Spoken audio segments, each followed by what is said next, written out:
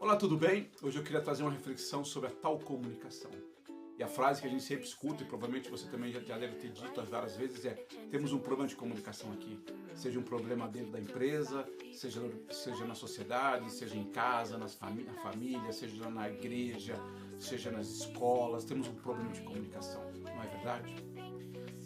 E a minha reflexão de hoje traz o ponto de qual comunicação que a gente está falando, de qual é esse problema. Eu queria aqui fazer só uma pausa para dizer o seguinte: normalmente a gente também reclama e diz que tem um problema na educação no país. Né? O Brasil tem um problema de educação. E a pergunta que eu sempre devolvo quando alguém me faz esse comentário é: de qual problema que a gente está falando? É o problema em relação à educação, de carga horária dos cursos? É o problema do próprio conteúdo dos cursos? É o problema da formação dos professores? É um problema da atenção ou não dos alunos? É um problema do uso ou não da tecnologia? É um problema da estrutura física da sala de aula? E outros mais. A questão é, se a gente fica olhando isso de uma maneira muito simplista, a gente não ataca aquilo que precisa ser corrigido de verdade. E de novo, trago aqui o ponto da comunicação organizacional, comunicação dentro das empresas.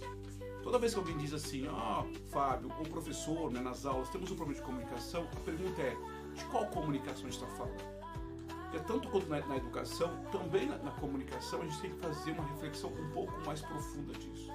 E aí trago alguns exemplos para você que trabalha com comunicação, você que quer trabalhar nessa área, você que quer avançar conhecimento, tem aqui algumas dicas. O problema de comunicação pode ser, por exemplo, o problema de canais de comunicação. Os canais de comunicação na empresa não são aderentes aos funcionários, aos colaboradores. Pode ser. O problema de comunicação pode ser os conteúdos. Os conteúdos não são atraentes, os conteúdos não geram interesse das pessoas. Pode ser. Outra coisa, a atratividade. A forma que as pessoas escrevem, as imagens que são usadas, a criatividade, os textos, isso não chama a atenção dos colaboradores. Isso também pode ser um problema e um ruído de comunicação. Tem um outro aspecto que é a liderança. Uma liderança que participa ou não participa do processo de comunicação, que gera ruídos, ou uma liderança que não tem credibilidade. Isso gera falta de comunicação. Um outro aspecto, entre nós, as áreas não se conversam, não tem um ambiente, não tem uma troca de informações, não tem espaço de escuta dentro da sua empresa que é alimentado pelo RH, pela comunicação, pela liderança. Isso gera ruído de comunicação, isso falta uma cultura de comunicação. De novo, problemas de comunicação. Perceba, a gente pode aqui elencar várias situações que geram esse problema de comunicação. Mas o ponto importante da minha conversa aqui, das minhas aulas, das minhas mentorias, vamos atacar, vamos olhar isso de uma maneira mais pragmática. Vamos olhar isso com mais atenção para aquilo que efetivamente a gente precisa corrigir. E pode ser que seja pode ser que nesse balde tenha todas essas questões, mas tá bom, mas vamos tirar aos poucos aquilo que merece talvez mais destaque neste momento, aquilo que na sua empresa está incomodando mais. E a partir disso criar planos de ações conectados. De novo, pode ser o canal, então a gente tem que trocar os canais de comunicação, pode ser o conteúdo, a gente precisa rever os conteúdos, tem que trazer a liderança, de repente tem que treinar os líderes para que os líderes sejam mais comunicadores, mais participativos. De repente as imagens que a gente usa, os textos são muito longos, então a gente precisa trazer um olhar mais do marketing, mais criativo. Então a gente vai trazendo esses aspectos para poder a gente olhar de uma maneira mais pragmática e factual o que a gente precisa corrigir. E de novo, faz um plano de ação. Você que trabalha na área, quer trabalhar, faça um plano de ação.